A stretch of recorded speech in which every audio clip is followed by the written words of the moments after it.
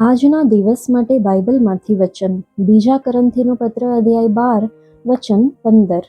જો હું તમારા પર વધારે પ્રેમ રાખું તો શું તમે મારા પર ઓછો પ્રેમ રાખશો? સાધારણ માનવીય પ્રેમ બદલામાં કશુંક મેળવવાની અપેક્ષા રાખે છે, પરંતુ પાઉલ કહે છે કે તમે મને પ્રેમ કરો કે ના કરો તેનાથી મને કોઈ ફરક પડતો નથી. હું તો કોઈ પણ રીતે કંગાલ બનવાને તૈયાર છું, ગરીબીનો અનુભવ કરવાને તૈયાર છું, ફક્ત તમારે કારણે નહીં, પરંતુ એ માટે કે તમને પરમેશ્વરની સમીપ લાવી શકું. તમે આપણા પ્રભુ ઈસુ ખ્રિસ્તની કૃપા જાણો છો કે તે ધનવાન છતાં તમારી લીધે દરિદ્રી થયો, એ માટે કે તમે તેની દરિદ્રતાથી ધનવાન થાઓ. અને સેવાના વિષયમાં પાઉલનો વિચાર એ જ હતો જે આપણા પ્રભુનો હતો.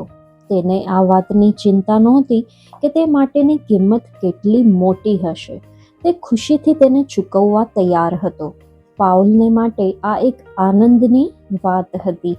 પરમેશ્વરના સેવક વિશેના સંસ્થાગત મંડળીઓના વિચાર ઈસુ ખ્રિસ્તના વિચારોની સાથે જરા પણ બંધ બેસતા આવતા નથી. ઈસુનો ઉદ્દેશ એ છે કે બીજાઓની સેવા કરવા દ્વારા આપણે તેમની સેવા કરીએ. ઈસુ ખ્રિસ્તે વાસ્તવમાં સમાજવાદી વિચારોવાળાઓને પછડાટ આપી હતી. તેમણે એમ કહ્યું કે તેમના રાજ્યમાં સૌનો સેવક તે જ સૌથી મોટો છે, જે આપણે માથીના પુસ્તકમાં 23મા અધ્યાયમાં વચન 11માં જોઈ શકીએ છીએ. એક પવિત્ર વ્યક્તિની સાચી ઓળખ એ નથી કે તે સુવાર્તા પ્રચાર કરે, પરંતુ એ છે કે તે શિષ્યોના પગ ધોવા જેવા કામ કરવા તૈયાર થાય, અર્થાત એવા કામ કરવા તૈયાર થવું જે મનુષ્યોની દ્રષ્ટિમાં ક્ષુલ્લક લાગે છે, પરંતુ પરમેશ્વરની દ્રષ્ટિમાં તે સર્વસ્વ છે.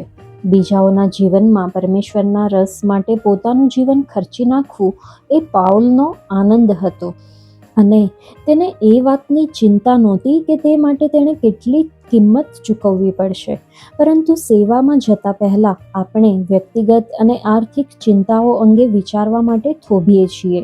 જો પરમેશ્વર મને ત્યાં મોકલવા માંગશે તો શું થશે? મારા પગારનું શું? ત્યાંનું વાતાવરણ કેવું હશે?